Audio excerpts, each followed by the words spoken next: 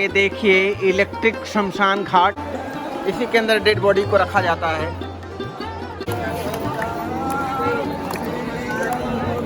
यहाँ गया जब तक पिंड श्राद्ध नहीं होगा तब तक पितरों का मुक्ति नहीं होता है।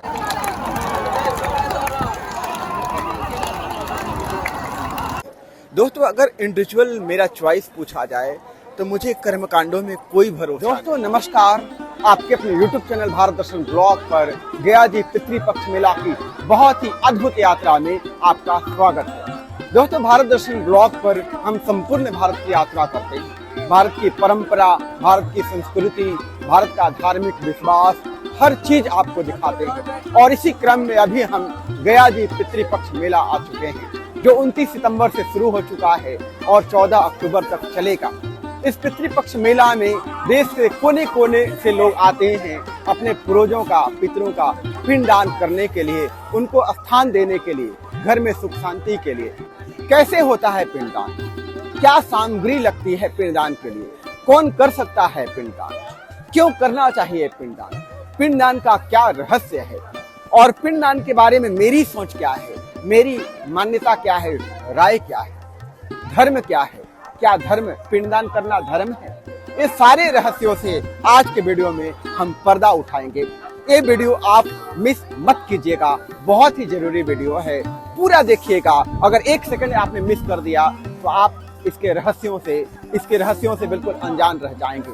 तो चलिए शानदार यात्रा, पितृपक्ष मेला की बहुत ही अद्भुत यात्रा शुरू करते हैं। दोस्तों आप देखिए गया जी में फल्गु नदी के किनारे पिंडदान का विहंगम दृश्य।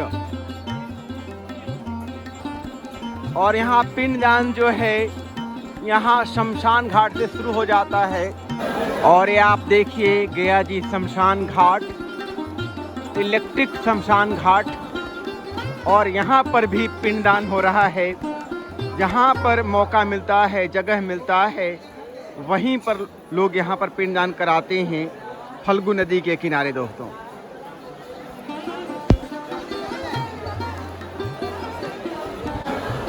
और ये देखिए इलेक्ट्रिक शमशान घाट, जहाँ पर बिजली से चिता को जलाया जाता है, डेड बॉडी को जलाया जाता है।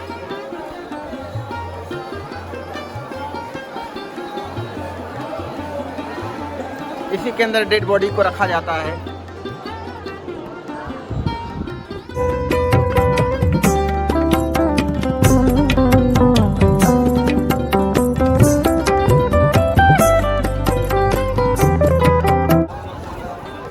क्या दृश्य है, भारत की संस्कृति, भारत की परंपरा, बिलीफ सिस्टम को यहाँ पर आप देख रहे हैं।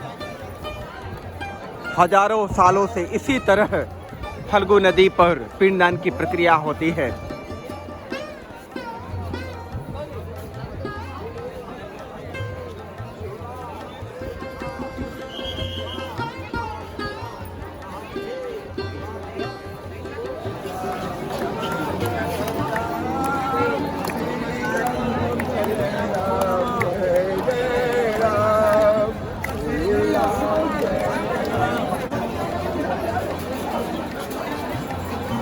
यहाँ पर महिलाओं के लिए चेंजिंग रूम भी है और पीने के लिए गंगा जल।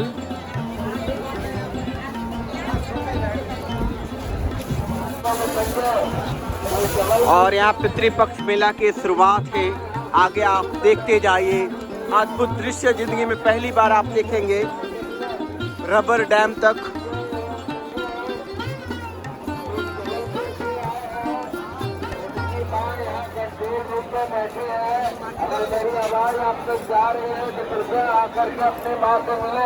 आप देखिए पंडाल संख्या 1 और यहाँ पर कुल 5 पंडाल बनाए गए हैं रबर डैम तक। दोस्तों अभी हम गया जी में पितृपक्ष मेला में आए हुए हैं, यहाँ फल्गु नदी के तट पर, जहाँ पर देश के कोने कोने से लाखों लोग पिंडदान करने के लिए आते हैं, पिंड तर्पण करने के लिए आते हैं। और दोस्तों भारत एकमात्र ऐसा देश है जहाँ पर जो लोग गुजर चुके हैं, जिनकी मृत्यु हो चुकी है, उनके प्रति भी सम्मान की भावना, उनके प्रति भी कृतज्ञता की भावना, इसी को कहा जाता है पितृपक्ष, जो 15 दिनों तक चलता है। और हमारे साथ बाबा जी हैं, हम इनसे बात करेंगे।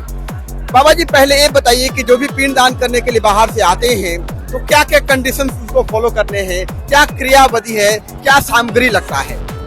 यहाँ जो पिंड श्राद्ध करने के लिए जो भी यात्रीगण आते हैं, यहाँ उनको और श्राद्ध कौन कर सकता है? उनका पितरों का मुक्ति के लिए, जो मरे हुए प्राणी हैं उनका मुक्ति के लिए यहाँ पिंडदान होता है। और नियम फॉलो का जो बात आप बोले, तो यहाँ आने के बाद फर्स्ट में माथा मुंडन करवाने के बाद फल्गु नदी में स्नान करेंगे, तर्पण करेंगे। उसके बाद जो पिंड श्राद्ध का सामग्री जो है वो सामग्री ले करके, तर्पण और पिंडदान में क्या अंतर होता है? तर्पण हो गया मतलब जल पानी देना, जैसे खाना और पानी दोनों है, उस टाइप के है तर्पण करना।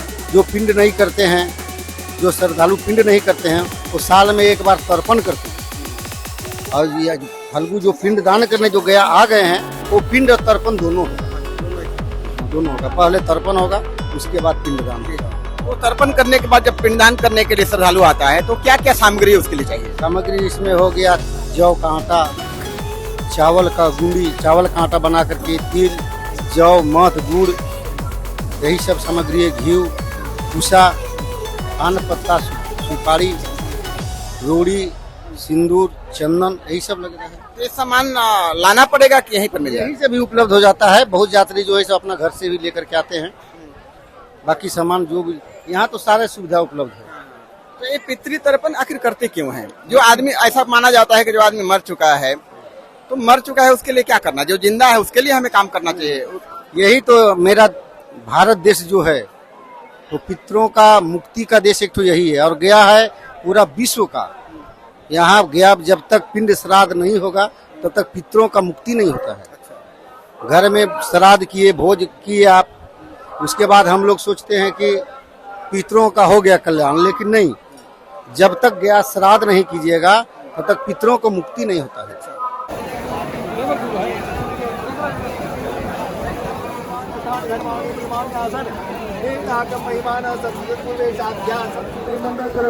दोस्तों यहाँ पर आप देख रहे हैं बारिश में भी लोग पिंडदान के लिए टिके हुए हैं अपने आसन पर। क्या दृश्य है। जैसा पूजन सीता ने किया, देवताओं का राजा इंद्र ने किया, वैसा जग वैसा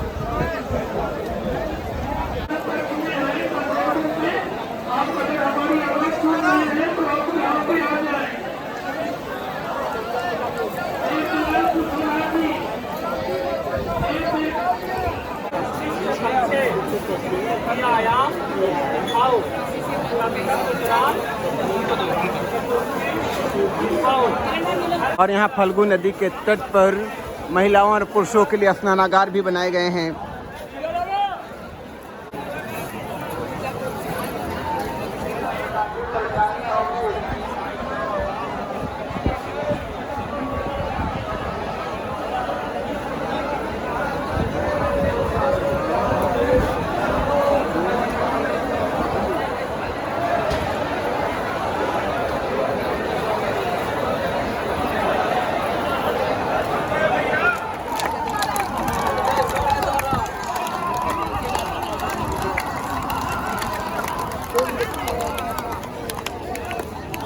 और दोस्तों यहाँ पर फल्गु नदी के तट पर पितृपक्ष मेला में श्रद्धालुओं के लिए शौचालय की भी व्यवस्था है। और ये रबर डैम के बिल्कुल करीब में है। महिलाओं और पुरुषों के लिए बिल्कुल निःशुल्क सुविधा है दोस्तों, फ्री में बिल्कुल सुविधा है। और बिल्कुल साफ सुथरा शौचालय आपको मिलेगा। सफाई कर्मी हमेशा सब सफाई में लगे रहते हैं।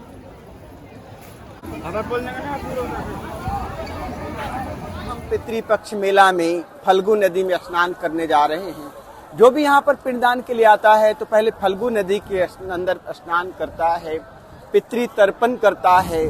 तर्पण का मतलब आप समझ लीजिए, यानी कि जो हमारे पूर्वज हैं जो मर चुके हैं उनको पानी देना, इसको कहते हैं पितृ तर्पण। पिंडदान का मतलब होता है उनको भोजन देना। तो पितृ तर्पण और पिंडदान दोनों यहाँ पर गया जी में होता है दोस्तों। तो अभी हम इसमें स्नान करते हैं। पहले लोग स्नान करते हैं, माथा मुड़ाते हैं, पितृ तर्पण करते हैं, फिर पिंडदान होता है।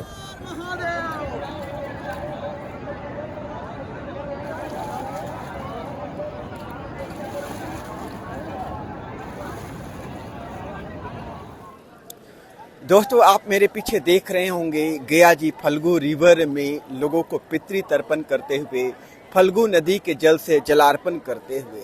दोस्तों, अगर इंडिविजुअल मेरा चॉइस पूछा जाए तो मुझे कर्मकांडों में कोई भरोसा नहीं है, मुझे सदकर्मों में भरोसा है। अगर सदकर्म किया जाए, अच्छे कर्म किया जाए तो सदगति नेचुरली होगी। हमें धर्म में भरोसा है। अगर धर्म के मार्ग पर चला जाए, धर्म को धारण किया जाए, अहिंसा, प्रेम, करुणा और सत्य को, तो सदगति जो है नेचुरली होगी। उसके लिए आपको किसी कर्मकांड की जरूरत नहीं पड़ेगी, किसी पूजा पद्धति की जरूरत नहीं पड़ेगी। तो आपके मन में एक प्रश्न होगा कि आखिर ये सारी चीजें हम दिखा क्यों रही हैं। दोस्तों, हमारे देश में बहुत सारे बिलीफ सिस्टम हैं। जितनी भी आबादी है किसी न किसी बिलीफ सिस्टम से जुड़ी हुई है। उस बिलीफ सिस्टम को फॉलो करने से उन्हें शांति मिलती है। भले पूर्वजों को मिले ना मिले, उनके इंडिविजुअल लाइफ में थोड़ी जो है शांति सुकून मिलता ही है।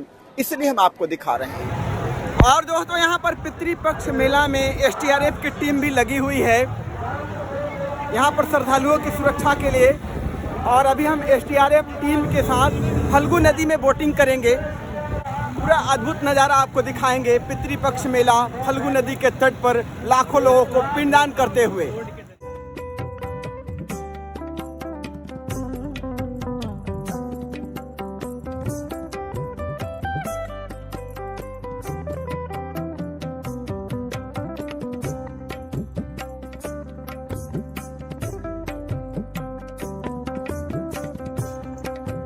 और बिल्कुल सामने आप देखिए फल्गु नदी के तट पर बना हुआ रबर डैम। अब फल्गु नदी स्थापित नहीं होगी बल्कि पानी से गुलजार होगी। सालों भर यहाँ पर पानी होगा, उसी के लिए रबर डैम बनाया गया था दोस्तों।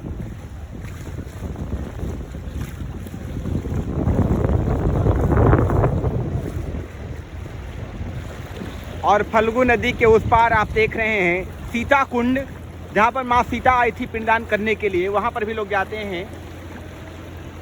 क्या चीज़ है?